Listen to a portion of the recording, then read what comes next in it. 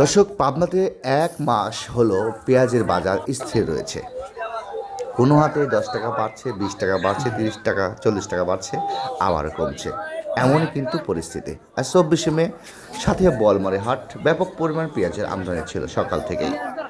আজকের বাজার পরিস্থিতি কেমন পাবনা সাথিয়া বোয়ালমারী হাট সেটা জানাবো, আপনার সাথে থাকুন। দর্শক, পেঁয়াজের স্বর্গরাজ্য হলো পাবনা জেলা। এখানে ব্যাপক পরিমাণ বিভিন্ন জাতের পেঁয়াজ হয়ে থাকে। যেমন এই পাবনার পেঁয়াজ বাংলাদেশে ১/৩ কিন্তু পুরা বাংলাদেশ কভার করে থাকে। তাহলে বুঝতে পারছেন, পাবনাতে বলা হয় পেঁয়াজের ডায়মন্ড, পেঁয়াজের স্বর্গরাজ্য। এই পাবনা থেকেই আজকে জানিয়ে দিচ্ছি আজকের বাজার ২৪শে মে। দর্শক, আজকে ২৪শে মে ক্যাটাগরি অনুযায়ী বিক্রি হলো ১৪০০ টাকা থেকে শুরু করে ১৮০০, ১৯০০ পর্যন্ত প্রতি মন। আজকের বাজারে প্রতি মন বিক্রি হচ্ছে ১৮০০, ১৯০০ এইভাবেই।